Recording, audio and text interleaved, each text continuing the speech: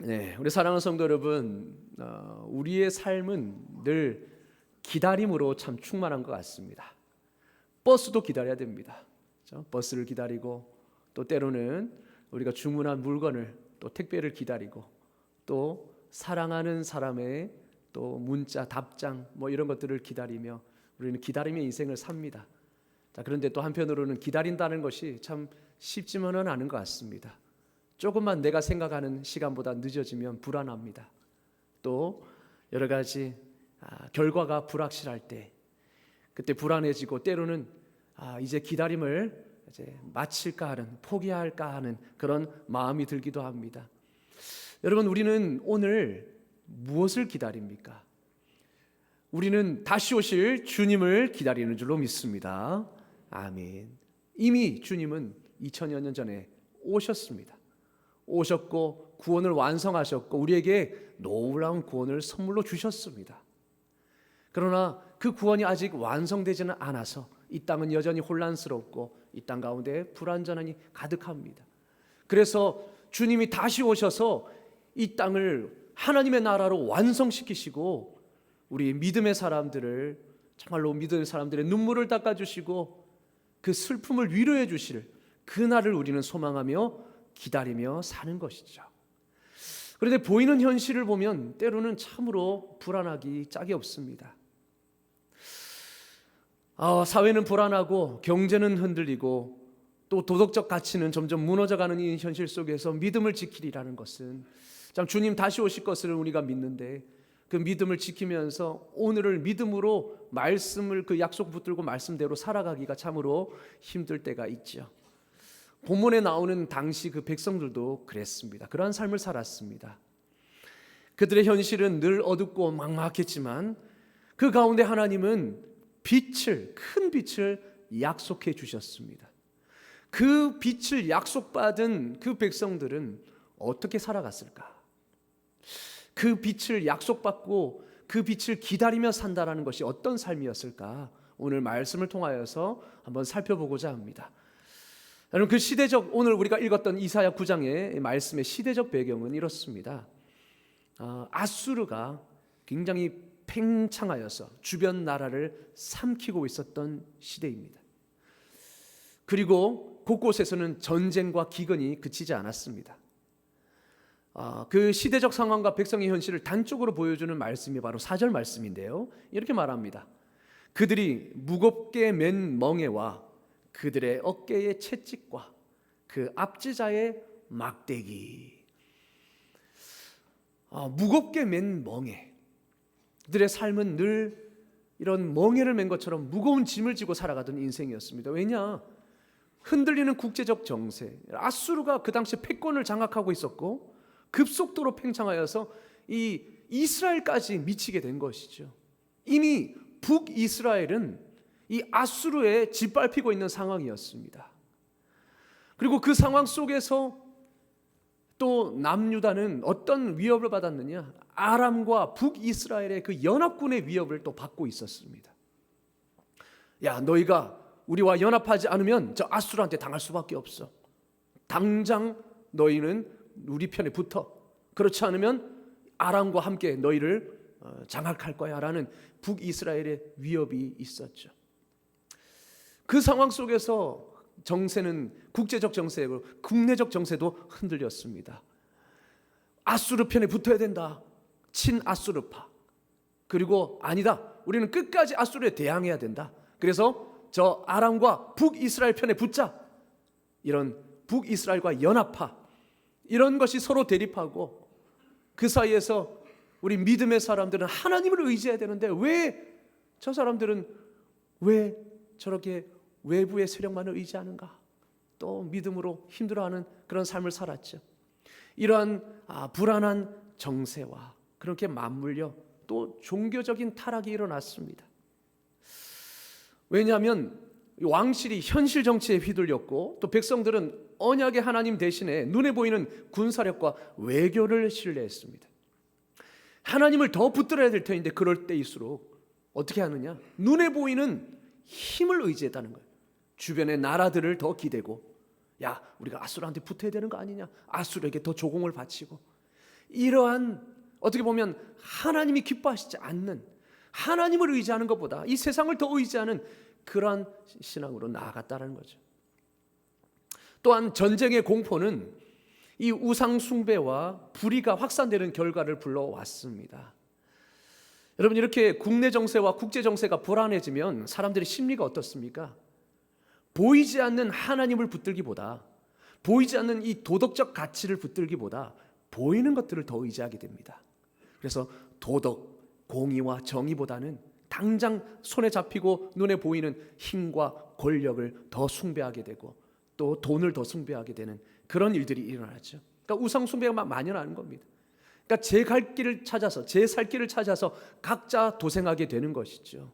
그러면 정이고 공이고 뭐고 그런 것들은 그냥 휴지통에 버리듯 되는 것이고, 법을 우습게 알고 일단은 당장에 이익이 되는 것에 혈안이 되어서 그렇게 나아가는, 달려가는 그런 모습들이 보이는 것이죠. 그러나 반드시 정의와 공의가 무너지게 되어 있습니다. 법을 우습게 알게 되고 도덕적 붕괴가 일어나죠. 그러면 당연히 이 법의 보호를 받아야 되는 약자들이 짓밟히게 되는 것입니다. 그때 상황이 그랬다는 거예요. 그러니까 있는 사람들은 더 가지기 위해서, 왜냐? 불안하니까 더 가지기 위해서 없는 사람 것까지 뺏어다가 가지게 되고 점점 더 그렇게 불려가게 되겠죠. 그러면 약자들은 법에 의해서 보호를 받아야 되는데 법의 보호를 받습니까? 법도 지켜주지 못하는 거죠. 약자들이 짓밟히게 되는, 정의와 공의가 사라지는, 도덕적 가치가 무너지는 이러한 상황 가운데 처해지게 되는 거죠. 이렇게 어떻게 보면 뭐 정치적이든 경제적이든 그리고 사회적이든 도덕적이든 모든 부분에서 흑암에 쌓인 것 같은 그러한 정세에 그들이 처해지게 된 것입니다. 그게 바로 흑암이었습니다. 한마디로 그 당시의 배경, 그 당시의 상황은 어두컴컴한 흑암과 다를 바가 없었습니다. 여러분, 오늘 우리의 현실도 다르지 않지 않습니까? 국제적으로 불안하고 정치적으로도 갈등이 되고 경제적으로 위기가 되고 또 어떻게 보면 한치 앞도 알 수 없는, 그래서 뭐 경제 성장은 뭐 둘째치고 지금 당장에 눈앞에 있는 현실도 불안한 이 시대를 우리가 살고 있어요. 그런 상황 가운데 도덕적으로도 붕괴가 되고 정의와 공의는 짓밟혀가는 그런 상황 가운데 우리 믿음을 지키려고 하는 성도들은 더 큰 고통을 겪고 있습니다. 어떻게 보면 이사야 시대의 이 흑암의 상황은 오늘 우리 시대와 닮아 있다라고 할 수 있죠. 이때에 이런 흑암과 같은 상황 속에서 하나님의 약속이 이사야를 통해 주어진 것입니다. 이런 흔들리는 상황 속에서, 어둠과 같은 현실 속에서 한 줄기 빛이 임하는데 바로 그것이 하나님의 약속의 말씀입니다. 무엇을 약속하시는가? 빛을 약속하십니다. 2절에 보니까 이렇게 말하죠. 흑암에 행하던 백성이 큰 빛을 보게 될 것이고 사망의 그늘진 땅에 거주하던 자에게 빛이 임할 것이다. 그렇게 말씀합니다. 현실은 어둠이었지만 하나님 그 속에서 빛을 약속하시는 것입니다. 끝이 아니야. 반드시 빛이 임할 거야 라고 하나님이 약속해 주십니다. 그리고 너희를 메고 있던 멍에를 내가 깨부수겠다 말씀합니다. 그게 4절 말씀이죠. 이는 그들이 무겁게 맨 멍에와 그들의 어깨의 채찍과 그 압제자의 막대기를 주께서 꺾으시되 미디안의 날과 같이 하셨음이니이다. 미디안의 날은 어떤 날입니까? 기드온과 300용사가 13만 5천이나 되는 미디안의 군대들을 쳐부수었던 그 날이죠. 그 승리의 날이죠. 300명밖에 되지 않은 그 조그만 약소 군사들이 13만 5천이 되는 대군을 무찌른 기적의 날이었습니다. 승리의 날이었습니다. 마치 이 날처럼 그들에게 메어진 멍에를 내가 깨부술 것이고 승리를 거두게 할 것이다 라고 약속해 주신 것이죠. 그리고 전쟁이 그칠 것을 5절에서 말씀해 주시고, 또한 이 모든 것이 결국은 한 아기, 하나님이 보내주신 한 아기를 통해서 이루어질 것이다 라고 6절 7절은 말씀하고 있습니다. 우리 다 같이 6절 7절 좀 길지만 우리 다 같이 읽어보겠습니다. 시작. 이는 한 아기가 우리에게서 낳고 우리에게 주신 바 되었는데 그의 이름은 기묘자라 모사라 전능하신 하나님이라 영존하시는 아버지라 평강의 왕이라 할 것임이라.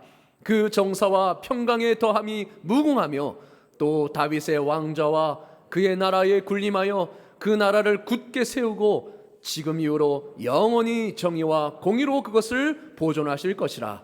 만군의 여호와의 열심히 이를 이루시리라. 아멘. 한 아기라고 했을 때는 굉장히 연약하고 보잘것없는 존재 같지만 그 아기가 그 어깨에 정사를 메었다라고 말합니다. 정사가 무엇이냐? government, 한마디로 통치권입니다. 그 아기가 통치권, 나라를 다스리는 통치권을 매겠고, 그리고 그 이름을 기묘자라, 모사라, 전능하신 하나님, 영존하시는 아버지, 평강의 왕이라 할 것이라. 이것은 바로 하나님이 보내주실 메시아를 일컫는 것이죠. 메시아는 바로 기묘자, 기묘자는 놀라운 분이란 뜻입니다. 그리고 모사, 모사는 책략가, 지혜자 아닙니까? 상담가, 카운슬러, 원더풀 카운슬러, 놀라운 지혜자, 놀라운 지혜로 나라를 이끌 전능하신 하나님, 바로 그분이 이 땅에 오셔서 이 모든 상황을 역전시킬 것임을 말씀해 주고 있는 것이죠. 약속해 주고 계시는 것입니다. 여러분, 그리고 이 모든 것은 사람의 힘이 아니라 만군의 여호와의 열심으로 이루시겠다, 그렇게 말씀하십니다. 사람의 힘으로 이루어지는 것이 아니라 만군의 여호와의 열심으로 이 모든 것을 이루겠다 말씀하시는 것은 결국 무슨 뜻일까요? 반드시 이루어진다라는 것입니다. 내가 내 열심으로 이룬다라는 것은 결국 반드시 확실히 이루어질 것이다, 약속은 성취될 것이다 라는 보증이죠. 실제로 이 약속은 우리 주 예수 그리스도를 통해 성취된 줄로 믿습니다. 아멘. 예수 그리스도의 별명이 무엇입니까? 기묘자, 모사, 전능하신 하나님, 영존하신 아버지, 바로 평강의 왕 아닙니까? 이사야가 예언한 이 아기, 한 아기는 바로 예수 그리스도를 가리키는 것입니다. 실제로 예수님께서는 이 땅에 오셔서 어디부터 사역하셨을까요? 저 흑암이라 불리던 갈릴리 지역에서 먼저 사역을 하셨습니다. 여러분, 오늘 말씀을 보십시오. 스불론과 납달리, 이 땅이 갈릴리 지역이거든요. 저 땅은 어떻게 보면 아수르로부터 가장 먼저 침략을 받은 곳입니다. 그곳이 그런 곳이었어요. 이방 민족이, 북쪽 세력이 가장 먼저 도달하는, 그런 이스라엘에 가장 먼저 도달하는 지역이 납달리와 스불론 지역이었기 때문에 가장 외부의 침입에 취약한 지역이었습니다. 그래서 늘 그곳은 흑암에 쌓인 곳이었습니다. 그런데 예수님께서 이 땅에 오셔서 가장 먼저 어디서 사역하셨다고요? 갈릴리 지역, 바로 이 납달리와 스불론 지역에서 사역하셨습니다. 바로 마태복음 4장 13절에서 16절은 그걸 말씀하고 있어요. 이거를 통하여서 흑암에 앉은 백성이 큰 빛을 보았도다 라는 것이 바로 예수 그리스도를 통해 성취되었다는 사실을 보여주신 것입니다. 또한 우리 예수 그리스도께서는 기묘자, 모사, 전능하신 하나님, 평강의 왕으로 오셔서 십자가와 부활을 통하여서 죽음과 죄와 사망의 권세를 깨뜨리신 줄로 믿습니다. 죽음과 죄 안에 노예로 있던 우리를 십자가와 부활로 건져주셨고 마침내 승리를 이루시고 구원을 우리에게 선물로 주신 것이죠. 그래서 우리는 이제 죄의 노예에서 해방되어서 하나님의 자녀로서 이렇게 주님의 구원을 누리며 영원한 나라를 우리가 보장받은 삶으로 그렇게 살아가고 있는 거 아니겠습니까? 여러분, 이것은 단순히 그냥 희망 고문이 아니라 예수 그리스도의 탄생과 사역을 통해 실제로 성취된 역사적 사실입니다. 하나님의 약속은 반드시 이루어집니다. 하나님의 열심으로 그것을 이루어 가시는 것입니다. 여러분, 하나님의 말씀은 그냥 주어진 것이 아닙니다. 하나님이 말씀하셨다라는 것은 하나님이 이루시겠다라는 것이고 그것을 지금도 이루어 가고 계시는 것이죠. 여러분, 하나님의 약속은 반드시 이루어지는 줄로 믿습니다. 아멘. 그래서 이사야 이 9장 말씀도 진짜로 예수 그리스도를 통해 이루어진 거죠. 그런데 그 전에 여러분, 이 약속이 당시 백성들에게는 어떤 의미로 다가왔을까요? 우리는 예수님이 이미 오신 이 신약의 시대를 살고 있지만 그 당시 흑암에 있었던 이 백성들, 아직 메시아가 오기 전에 그 당시의 백성들에게는 이 약속, 하나님의 약속이 어떤 의미로 다가왔을까요? 멍에를 메고 이방인의 압제를 받으면서 우리나라가 언제 멸망할지 모른다는 이 불안과 또 이 정세가 어떻게 될지 모르는 이 정의와 공의가 무너져가는 이 속에서 어떤 소망을 가지고 살아갔을까? 여러분, 소망이 없지 않습니까? 세상을 보니 소망이 없습니다. 강국을 의지해 보니 결국 그들도 뒤통수를 칩니다. 아수르에게 조공을 바쳤더니 처음에는 잘 해주는 것 같다가 나중에 조공을 조금 줄이니까 어떻습니까? 바로 그냥 닥치고 바로 보복이 들어오고 강대국도 의지할 게 아니라는 거죠. 돈을 모아도 나라가 망하면 소용이 없는 것입니다. 걱정과 근심이 가득합니다. 그 상황에서 하나님의 약속이 임하는 것이죠. 칠흑같이 어두운 이 세상에 큰 빛이 임할 것이다. 전쟁과 다툼이 가득한 이 세상이 메시아를 통하여서 정의와 공의와 평강이 넘치는 곳이 될 것이다. 하나님의 열심히 일을 이룰 것이다 라는 약속이 임했습니다. 여러분, 이 약속은 소망이 없던 그 백성들에게 어떤 의미로 다가왔을까요? 다른 것 다 의지해 보았습니다. 그런데 소용이 없었습니다. 믿었던 저 나라마저 우리를 배신하고 있습니다. 하나님을 의지하지 않고 다른 강국을 의지하다가 배반당하고 결국 기득권 세력들은 자기 살 길을 쫓아 약자들을 억압하는 그런 상황 속에서 여러분, 믿음의 사람들은 어떤 소망을 가지고 살았을까요? 그런 당시의 상황 속에서 이 약속의 말씀이 주어졌다는 겁니다. 이 약속을 받았을 때 백성들은 어떻게 생각했겠습니까? 이 세상을 보면 소망이 없는 거예요. 하나님이 계신다면 어떻게 이 세상에 이럴 수가 있느냐라고 생각될 만큼의 어두운 세상 가운데 하나님이 이사야를 통해 분명한 계시를 주셨습니다. 그 당시 믿음의 사람들은 어떻게 생각했겠습니까? 이 약속은 어둠 속에 거하던 소망이 없던 백성들에게 한 줄기 빛과 소망으로 다가온 것이죠. 아, 하나님이 아직 우리를 버리지 않았구나.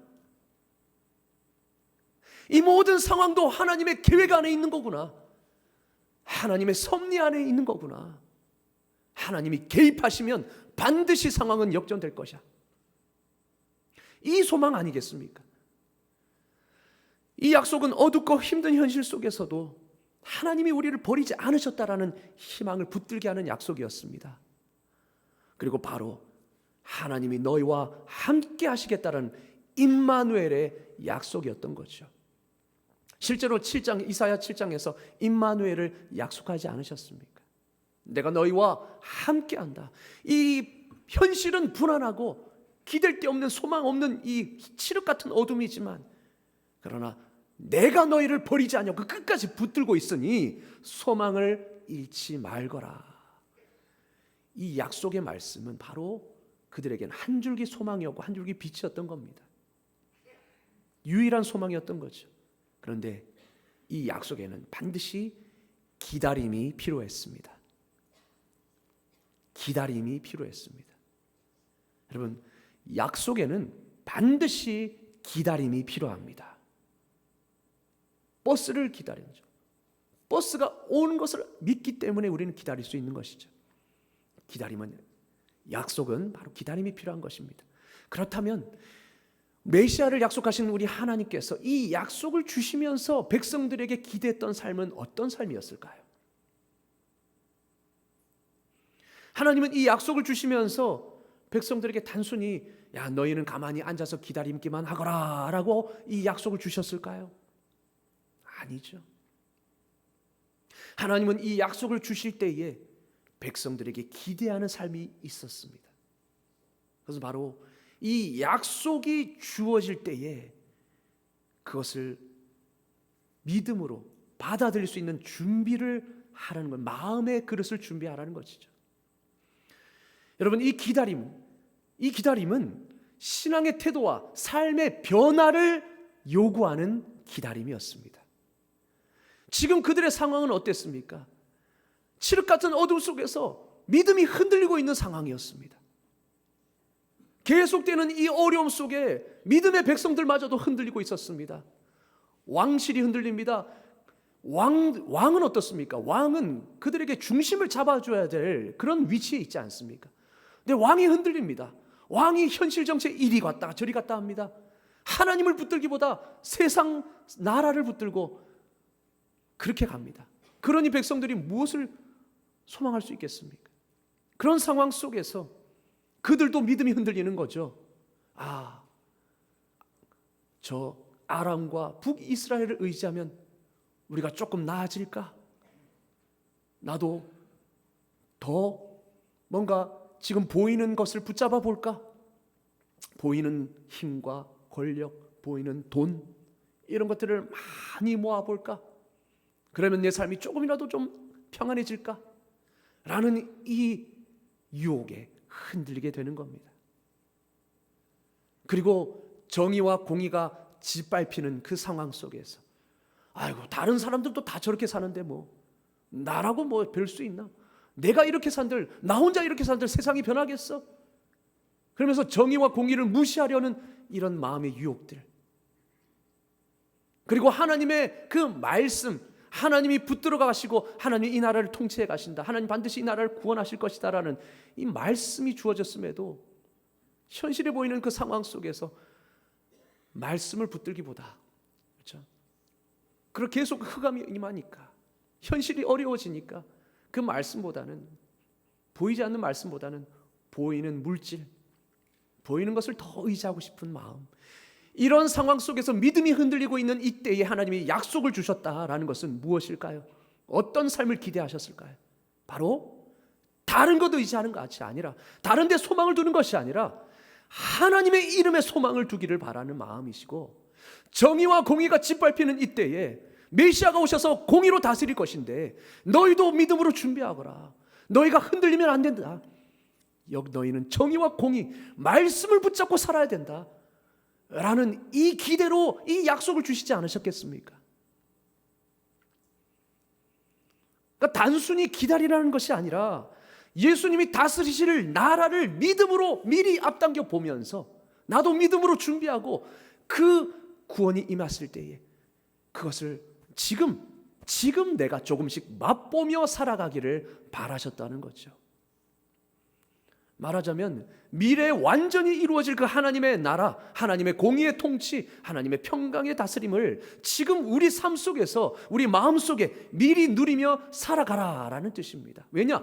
반드시 임할 것이기 때문에, 반드시 그날은 임할 것이기 때문에 너희는 믿음으로 바라보며 그렇게 이미 그 날이 온 것처럼 지금을 살아라라는 것입니다. 그러니까 이 약속의 말씀은 먼 훗날에 이루어지겠지만 이미 우리에게 이루어지는 약속인 거예요. 왜냐? 그것은 반드시 이루어질 것이기 때문입니다. 그래서 이사야 9장에 나타난 이 하나님의 약속은 어둠을 부인하지 않습니다. 그러나 어둠보다 큰 빛이 더 있다라는 거예요. 이 어둠이 있었지만 큰 빛이 임했을 때 이 어둠은 물러갈 것이라는 그 신뢰를 보여주는, 그 신뢰를 요구하는 약속인 것이죠. 여러분, 진짜 믿는 사람들은 어둠 속에 있지만 이 현실이 어둠이라는 것을 부인하지는 않습니다. 현실을 도피하지 않아요. 인정합니다. 그러나 이 어둠보다 더 큰 빛이 있다는 것을 믿는 것입니다. 하나님이 다스리고 있다는 것을 믿는 것이죠. 그러면 우리는 소망을 잃지 않습니다. 현실에 타협하지 않습니다. 어떨 때 현실에 타협합니까? 소망이 없다 생각할 때, 약속이 없을 때, 기약이 없을 때 우리는 내 마음대로 하죠. 만약에 여러분 버스가, 우리 옛날에는 어떻습니까? 버스가 올 때, 지금 대도시는 그렇습니다. 버스가 언제 도착한다라는 게 다 이게 문구가 정류장에 있습니다. 우리 김천도 빨리 생기기를 원합니다. 김천도 빨리 생겼으면 좋겠어요. 하염없이 기다리잖아요. 근데 있습니까? 죄송합니다. 왜 신음동에는 없죠? 제가 버스를 잘 안 타서 그런가요? 죄송합니다. 근데 옛날에는 그런 게 없었잖아요. 그럼 하염없이 기다리는 겁니다. 올 때까지 기다리는 거예요. 그런데 약속 시간에 지금 빨리 이제 서둘렀는데도 너무 늦는 거예요. 그러면 어떻게 됩니까? 불안합니다. 그래서 다른 수단을 찾죠. 택시를 부르거나 그렇게 됩니다. 그러나 분명한 약속이 주어졌고 몇 분에 도착한다라고 했을 때에 우리는 그것을 알죠. 그러면 불안해하지 않습니다. 여러분 마찬가지입니다. 우리 하나님의 약속은 반드시 이루어집니다. 어떻게 알 수 있습니까? 예수님께서 이미 이 땅에 오셨잖아요. 예수님을 통해 하나님의 약속이 성취되었습니다. 예수님이 갈릴리 땅에서 흑암에 임하던 그 백성들에게 큰 빛을 선포하셨습니다. 그리고 우리에게 구원을 선물로 주셨습니다. 십자가와 부활로 말미암아. 우리는 이미 오신 예수님을 경험한 사람들입니다. 하나님의 약속이 이루어졌다는 것을 이미 경험한 사람이에요. 그렇기 때문에 다시 오실 주님을 기다릴 수 있는 줄로 믿습니다.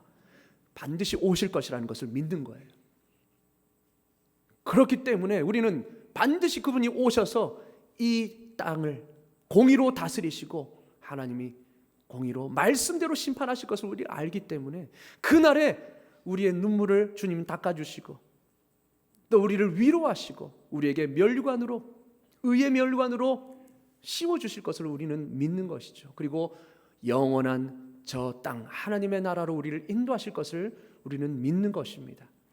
그렇기 때문에 지금 비록 현실은 어두워도 내가 원하는 방향대로 가지 않아도 우리는 기다릴 수 있는 것이죠.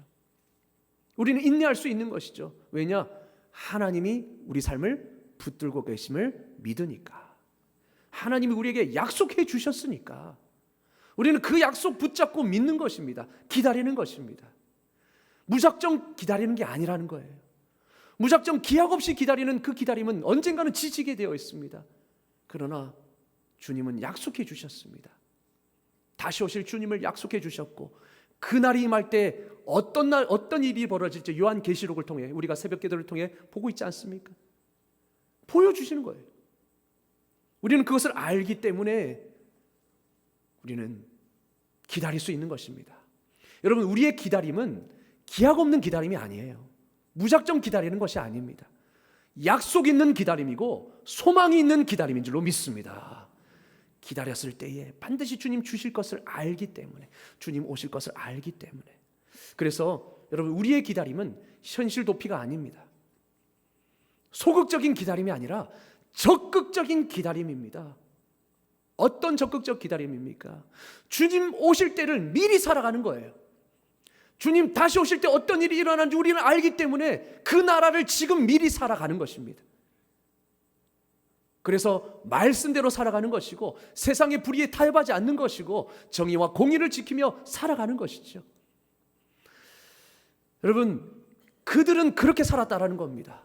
그들은 앞이 보이지 않는 상황 속에서 그 약속이 주어졌을 때에 그 약속만을 바라보며 그 어두운 현실을 믿음으로 살아갔습니다. 오카는 목사님이 쓰신 안아주심이라는 책에 나오는 내용을 소개하고자 합니다. 미국에서는 교통이 불편하기 때문에 아이들이 초등학교에 입학하면 부모가 학교에 데려다 줄 수밖에 없어요. 너무 거리가 머니까. 물론 스쿨버스가 있겠지만 그렇지 못한 지역은 또 부모님이 데려다 줘야 되죠. 또 때가 되면 또 데려오고 그렇게 합니다. 그래서 초등학교에 갓 들어간 학생들이 수업을 마치면 당연히 부모님이 아빠든지 엄마든지 기다리고 있죠. 자, 그런데 딱 마쳤는데 갔는데 부모님이 없다. 있어야 되는데 엄마 차가 없다. 어떻게 되겠습니까? 난리가 나는 겁니다. 엄청나게 불안합니다. 울고불고 야단이 납니다. 그거를 잘 아니까 부모가 가끔 시간을 맞추지 못할 때 어떻게 합니까? 담임 선생님에게 전화를 해서 미리 알려주는 거죠. 선생님, 제가 이러한 일 때문에 제 시간에 도착하지 못할 것 같습니다. 오늘 좀 늦을 것 같아요. 우리 아이에게 4시까지 간다고 꼭 좀 전해주세요. 그러면 담임 선생님은 그 아이에게 엄마가 오늘은 좀 늦는데 4시까지 오신대. 그러니 그때까지 우리 이 안에서 조금 놀고 있자 라고 말을 하죠. 여러분, 그 한마디가 얼마나 큰지 아십니까? 그 한마디가 아이에게 얼마나 큰 안정감을 주는지 아십니까? 이 말을 들었을 때랑 듣지 못했을 때랑 천지 차이입니다. 4시에 조금 늦겠지만 4시에 엄마가 올 거라는 약속을 믿고 아이는 혼자 책을 보든지 아니면 장난감을 가지고 놀겠죠. 신뢰하는 엄마로부터 받은 약속, 그 약속 하나면 다른 아이들이 다 가고 혼자 남아있어도 걱정이 되지 않습니다. 왜냐? 신뢰하는 엄마가 준 약속이니까. 조금 늦어도 기다리면 엄마가 올 줄 아니까.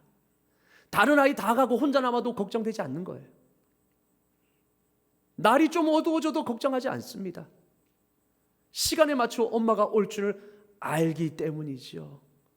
이것이 소망이 주는 큰 은혜입니다.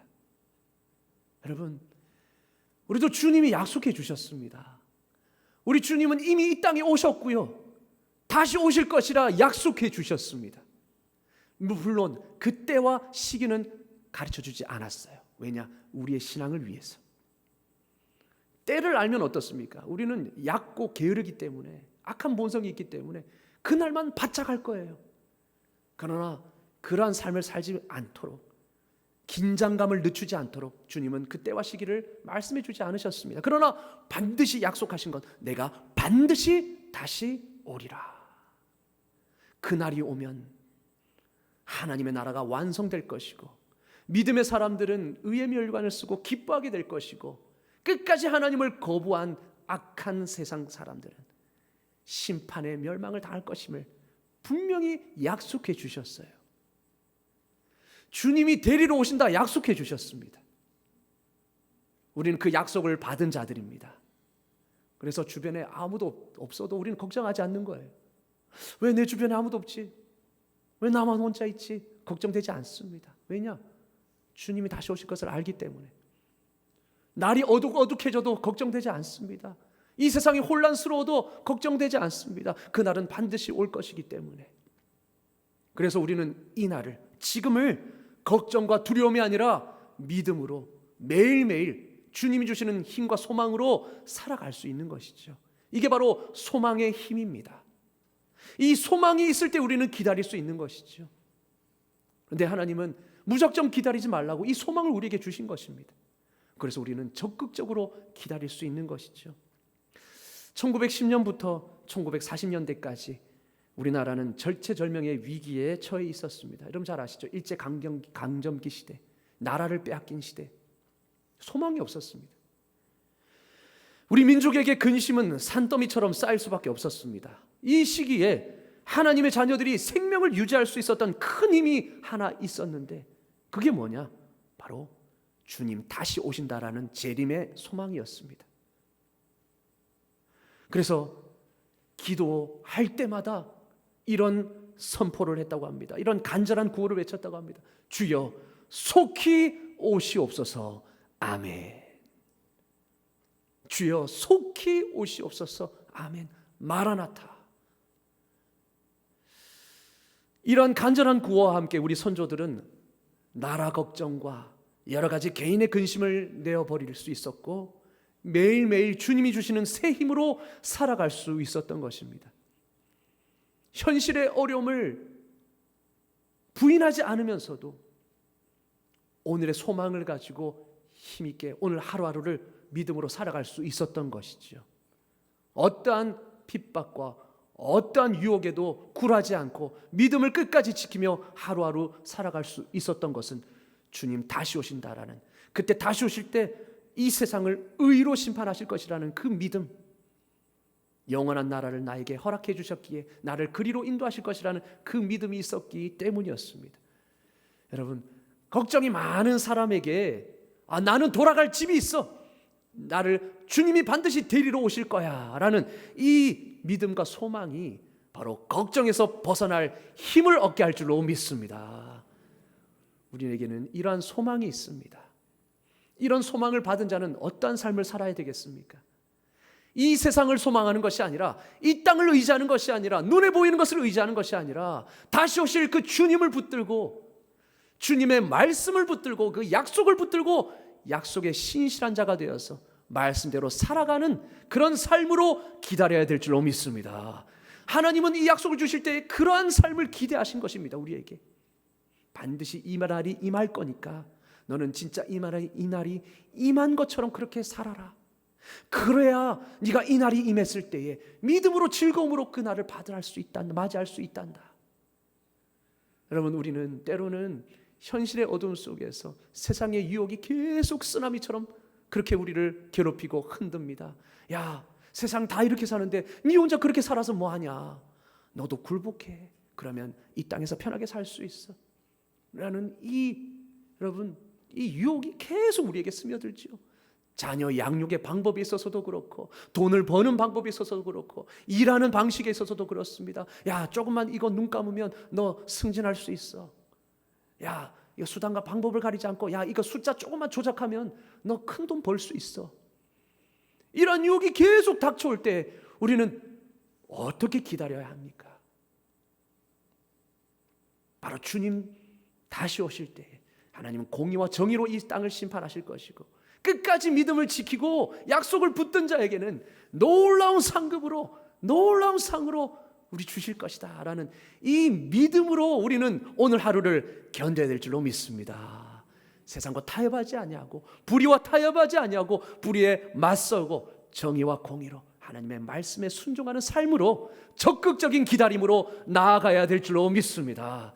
이러한 적극적인 기다림으로 주님 다시 오실 때 잘했다 충성된 종아, 주님이 기쁘게 안아주시는 그런 삶을 누리시는 저와 여러분 되시기를 주님의 이름으로 축원합니다. 아멘. 기도하겠습니다.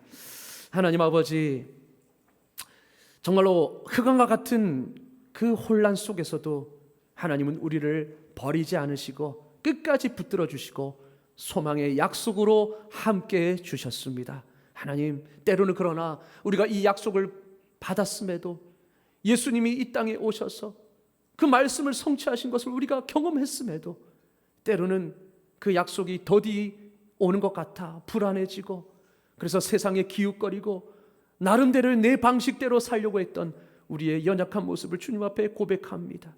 그러나 다시 한번 주님 말씀해 주십니다. 나는 이미 임했고 다시 올 것이다 말씀해 주십니다. 하나님, 이 약속의 말씀을 믿음으로 흔들리지 않고 주님의 약속을 붙들며 인내하게 하여 주시옵소서. 그냥 무작정 기다리는 것이 아니라 주님 오실 때의 그날을 믿음으로 바라보며 오늘도 말씀대로 순종하며 정의와 공의를 지키는 삶, 하나님만을 의지하는 삶을 살게 하여 주시옵소서. 예수 그리스도의 이름으로 기도드리옵나이다. 아멘.